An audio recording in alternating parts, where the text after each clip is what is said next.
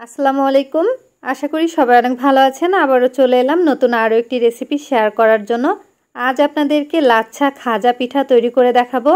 এই খাজা পিঠাটা খেতে কিন্তু ভীষণ মজার হয় আর বানানোটাও কিন্তু খুবই সহজ। একবার বেশি করে বানিয়ে প্রায় এক সপ্তাহের মতো সংরক্ষণ করে খেতে পারবেন। চলুন তবে কথা না বাড়িয়ে মূল রেসিপিটা শুরু করা যাক। লাচ্ছা খাজা পিঠা বানানোর জন্য আমি নিয়ে নিলাম 1 কাপ পরিমাণ আটা, লবণ হাফ চা চামচ, 2 টেবিল চামচ তেল। এখন তেল আর লবণটা আটার সাথে ভালো মতো মিশিয়ে নিব। আর এমনভাবে মেশাতে হবে তেলটা যেন আটার সাথে খুব ভালো মতো মেশানো হয়। যখন হাত দিয়ে মুঠ করে ধরবেন তখন দেখবেন আটাগুলো এরকম জমাট বেঁধে যাবে, ঠিক তখন বুঝতে হবে তেলটা ভালো মতো মেশানো হয়েছে। এবার অল্প অল্প নর্মাল পানি দিয়ে একটা ডো মেখে নিব। এই ডোটা এমনভাবে মেখে নিতে হবে যাতে করে বেশি একটা শক্ত অথবা বেশি একটা নরম না হয়ে যায়। এখন কিন্তু মেখে নেওয়া হয়ে গেছে। আমি এবার ঢাকনা দিয়ে ঢেকে একটা পাশে রেখে দিচ্ছি। শিরা তৈরি করার জন্য দিয়ে দিলাম 1/3 কাপ পরিমাণ পানি, 1 টুকরো এলাচ, হাফ কাপ পরিমাণ চিনি। এবার এই চিনিটা ভালো মতো নেড়ে পানির সাথে মিশিয়ে দিব। আর কিছুক্ষণ জাল দিলেই কিন্তু এই শিরাটা তৈরি হয়ে যাবে। আর এই শিরার মধ্যে এলাচটা দিলে কিন্তু খুব সুন্দর একটা ঘ্রাণ আসবে। এখন কিন্তু প্রায় শিরাটা ঘন হয়ে গেছে, এর থেকে বেশি ঘন করব না। আমি এবার চুলাটা বন্ধ করে দিচ্ছি। এরপরে চুলা থেকে নামিয়ে একটা পাশে এই শিরাটা রেখে দিব, তাহলে কিন্তু আরেকটু ঘন হয়ে যাবে। এখন লাচ্ছা খাজা পিঠা তৈরি করব, তাই আটার ডোটা আরেকটু ভালো মতো মেখে নিচ্ছি। এখন অনেকটা সফট হয়ে গেছে। এখান থেকে ছোট ছোট লিচি করে নিব। যতটুকু সাইজ করে লাচ্ছা খাজা পিঠা বানাবো সেই পরিমাণেই কিন্তু ডোটা নিয়ে নিতে হবে। তো বাকিগুলো ঢাকনা দিয়ে ঢেকে দিচ্ছি আর একটা দিয়ে লাচ্ছা খাজা পিঠা আপনাদেরকে বানিয়ে দেখাচ্ছি। সামান্য একটু আটা দিয়ে এই রুটিটা কিন্তু বেলে নিতে হবে। এই রুটিটা অনেক বেশি পাতলা করে বেলে নিতে হবে। রুটিটা কিন্তু বেলে নেওয়া হয়ে গেছে। আর কতটা পাতলা করে বেলে নিয়েছি দেখে হয়তো বুঝতে পেরেছেন। এবার একটা পিৎজা কাটার দিয়ে রুটিটা চিকন করে কেটে নিচ্ছি। আর রুটিটা কিন্তু সম্পূর্ণ কাটা যাবে না, 2 সাইড থেকেই অল্প একটু অংশ করে রেখে তারপর মাঝখান থেকে কেটে নিতে হবে। আমি পিৎজা কাটার দিয়ে কেটে নিচ্ছি, আপনারা চাইলে কিন্তু ছুরি দিয়েও এই কাজটি করে নিতে পারবেন।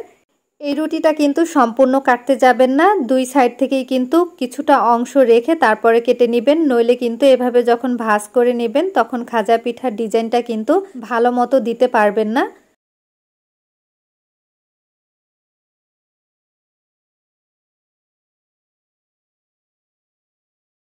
এখন সবগুলো আমি একত্রে করে ভাঁজ করে নিচ্ছি। 2 অংশটা এভাবে হাত দিয়ে চাপ দিয়ে তারপরে একটু মুড়িয়ে দিবেন, তাহলে কিন্তু ডিজাইনটা দেখতে ভালো লাগবে। এবার এই 2 অংশ হাতের সাহায্যে চাপ দিয়ে লাগিয়ে দিচ্ছি। এভাবে করে লাগালে কিন্তু ভাজার সময় খুলে যাবে না।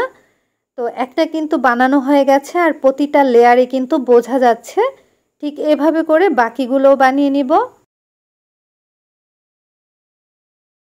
সবগুলো লাচ্ছা খাজা পিঠা বানানো হয়ে গেছে। আর এই লাচ্ছা খাজা পিঠাগুলো আমি এখন ভেজে নিব। ভাজার জন্য পরিমাণ মতো তেল দিয়ে দিলাম। তেলটা যখন হালকা গরম হয়ে গেছে তখন একটা একটা করে দিয়ে দিচ্ছি। সবগুলো দেওয়া হয়ে গেছে।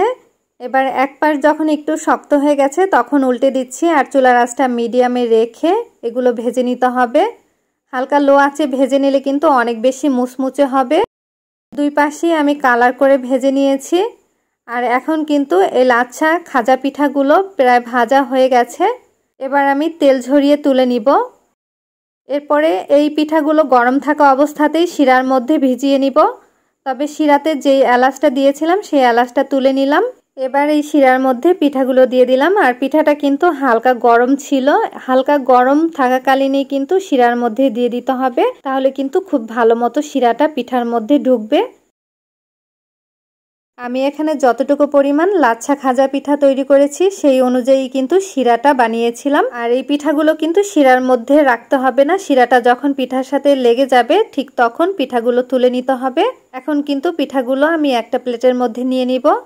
পিঠাগুলো সব একটা প্লেটের মধ্যে নিয়ে নিয়েছি। আর এই পিঠাটা খেতে কিন্তু অনেক বেশি মুচমুচে হয়। আমি আপনাদেরকে একটা পিঠা একটু ভেঙে দেখাচ্ছি। আশা করছি আজকের এই লাচ্ছা খাজা পিঠার রেসিপি আপনাদের ভালো লেগেছে। ভালো লাগলে অবশ্যই ভিডিওটি শেয়ার করবেন। আবারও হাজির হব নতুন কোনো ভিডিও নিয়ে। সবাই ভালো থাকবেন, সুস্থ থাকবেন। আল্লাহ হাফেজ।